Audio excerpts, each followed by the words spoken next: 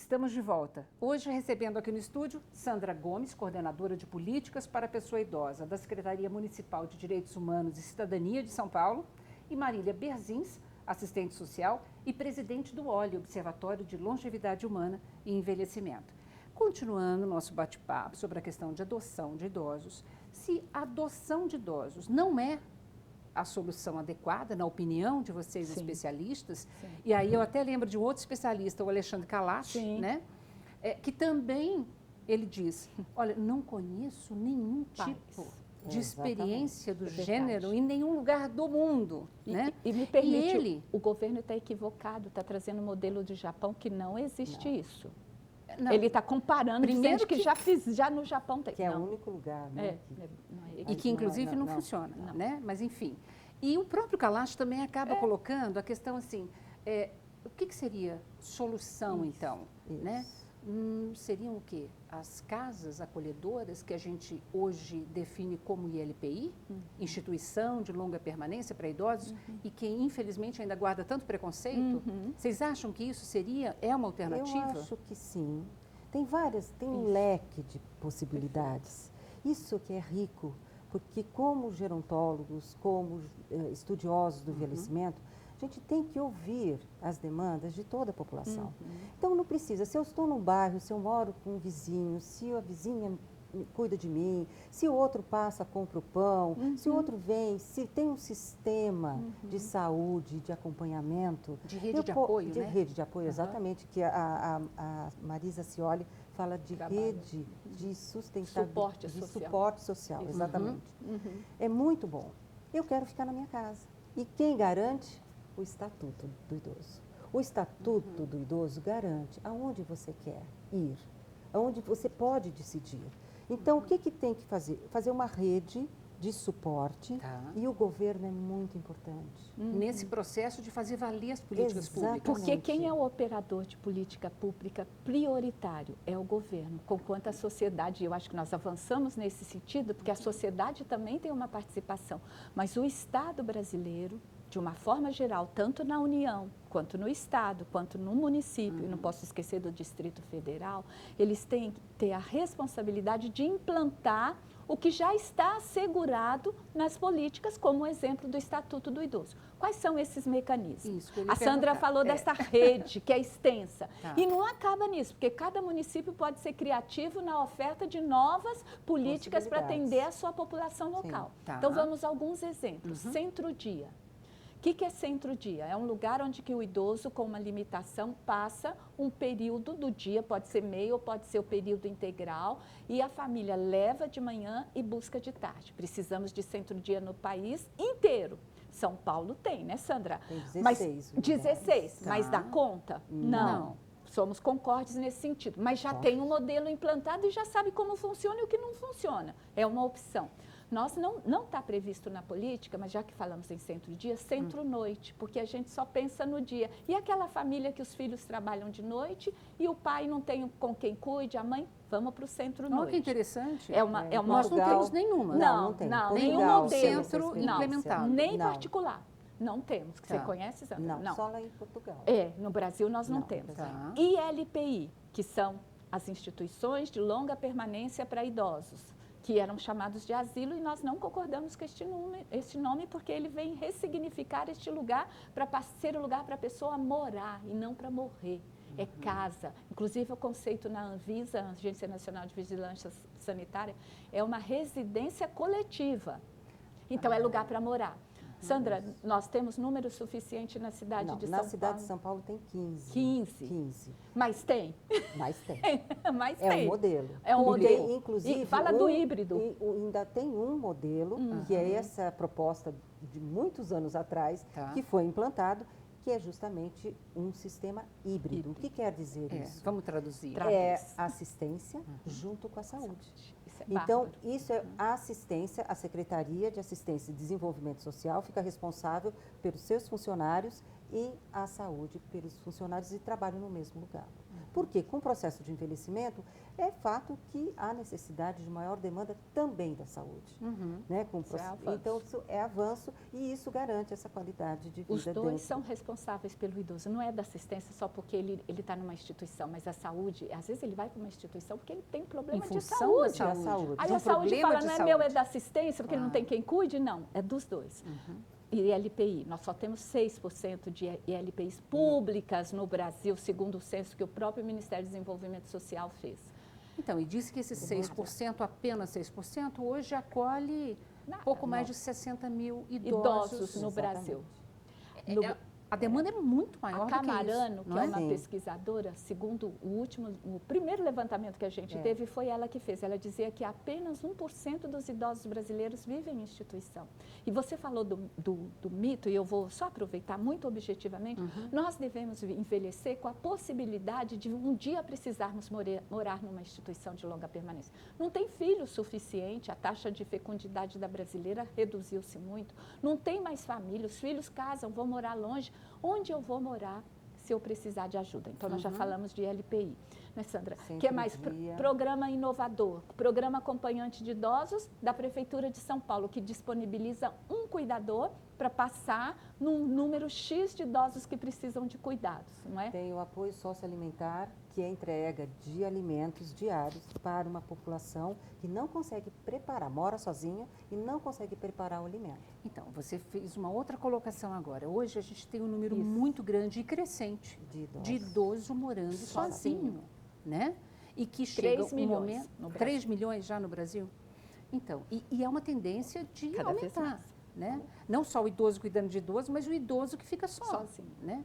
Então, ou seja, nós temos esse tipo de programa que já foram testados, funciona e poderia ser melhor implementados, aumentar a implementação desse tipo de programa.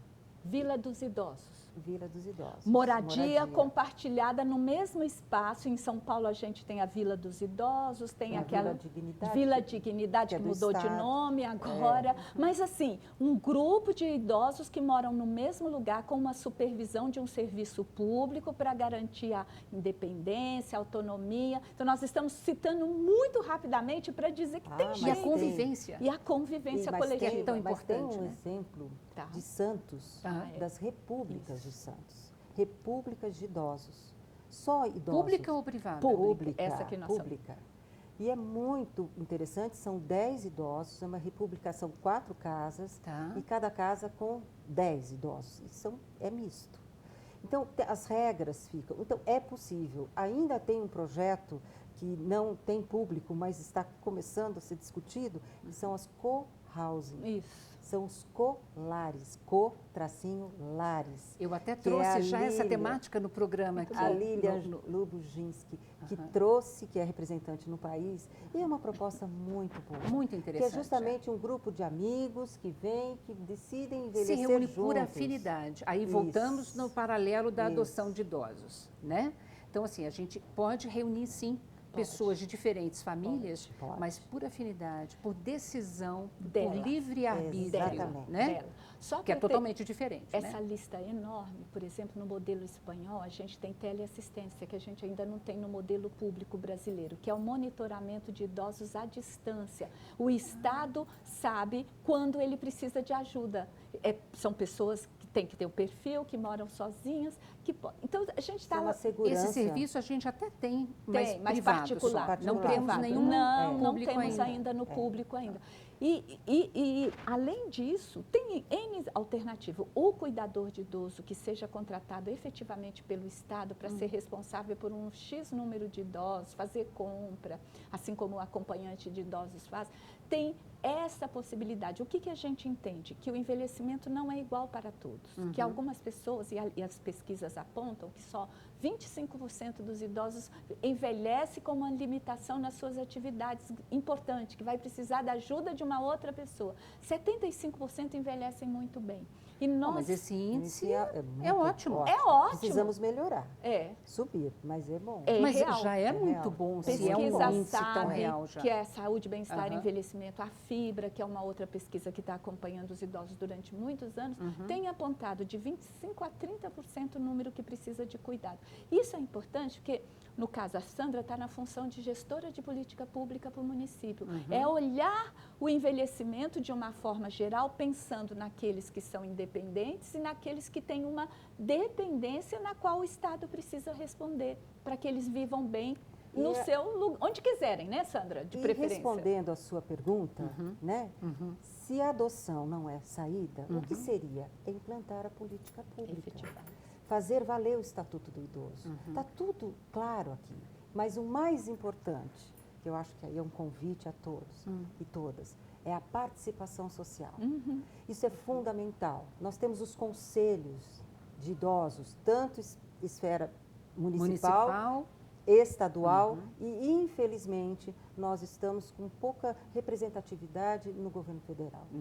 Isso é muito grave, porque, afinal de contas, quem dá as diretrizes da política no país, né, em todas as áreas, é a instância federal. A instância federal.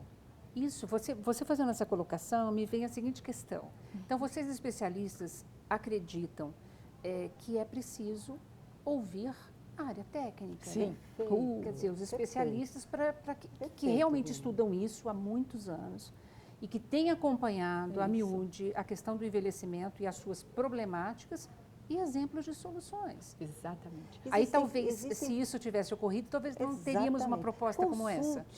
Componha, construa um comitê, uma comissão de profissionais, estudiosos e de idosos, claro. sabe? Isso que é tem muito voz. que tem voz. Isso é bonito. Agora, não venha uma coisa de cima para baixo quando realmente acha que vai dar uma solução. Às vezes as pessoas desconhecem, não acho que foram decididas essas questões assim de bate e pronto. No entanto, põe para consulta, mas talvez componha, chame, porque nós temos agora estudiosos na área do envelhecimento de reconhecimento internacional no nosso país. E isso nos orgulha, né? Porque a gente fala que bom, porque como nós conhecemos há um tempo atrás, não se falava sobre velhice. Né? Até porque nós não envelhecíamos com tanto Exatamente, ganho nesse falava. último ciclo da vida. E né? hoje a gente percebe que essa temática tem que estar nas escolas. O Estatuto do Idoso fala. Tem que estar nos veículos de comunicação. Parabenizo a sua iniciativa de estar sempre trazendo à tônica dessa temática, de nós reproduzirmos isso dentro das universidades. Eu, como fonoaudióloga, não estudei o processo de envelhecimento porque fiz alguns anos atrás. Hoje, os cursos todos têm a temática da gerontologia. Então, isso é importante. Então, cada vez mais dar visibilidade a essa temática. Essa é a chave. Agora, assim... Gente, nós estamos caminhando para o Só final. pra Então, dizer, recadinho final. O futuro do Brasil é a velhice. Já passou da hora e eu vi uma pesquisa recente que diz que a nossa janela de oportunidade já fechou em relação ao envelhecimento, que é aquele tempo que a gente teria das pessoas que estariam numa idade reprodutiva muito grande. Então, passou da hora. O Brasil não precisa de adoção. Eu queria muito dizer isso. O Brasil precisa de políticas públicas que respondam às necessidades do seu cidadão idoso. Governo federal, municipal, estadual, tem que ter orçamentos. Se também não tiver orçamento, de boa intenção, não resolve. Não, nós precisamos de ação. E eu complemento. Acima e embaixo que você falou, super importante. E fundamental que tenhamos educação. Existe uma necessidade do país se debruçar como um todo sobre a questão dos direitos do cidadão, e ele tem direito de envelhecer com dignidade, com saúde. E nós estamos aqui para lutar sempre com isso. A luta continua, não é? Mas com certeza, eu me somo a vocês. Muito bem-vinda. Com certeza. Porque, afinal de contas, não tem, a gente brinca, mas assim, nós nascemos e aí, ao nascer, a gente já está envelhecendo. Sim, com né? certeza. Então, é desrespeito a todo mundo. Pois é. Não descubra só os 59. Classes. Exatamente, exatamente. E é uma responsabilidade que cabe a cada um de nós. Seja todo mundo que está nos ouvindo, que está nos assistindo, não é verdade? É verdade. Não é um problema do governo, não é um problema da Exatamente. Damares, não, é um problema que cabe a cada um de nós. Quem é que não vai envelhecer e que não vai precisar de uma Só rede. morrer antes. Só se você morrer antes, que é o que a gente não deseja. Vamos viver muito. Se Deus quiser. Meninas, muitíssimo obrigada, viu? Queria obrigada. muito esclarecer mesmo esse tema, foi bárbaro. Muito obrigada. Muito viu? Obrigada pela agradecer. oportunidade. E obrigado a você também que nos acompanhou no programa de hoje. Se você quiser rever esse ou qualquer outro dos nossos programas, acesse saopaulo.sp.leg.br/TV Câmara SP ou um dos nossos canais nas mídias sociais. TV Câmara São Paulo, assista, fique sabendo. Obrigada. Tchau.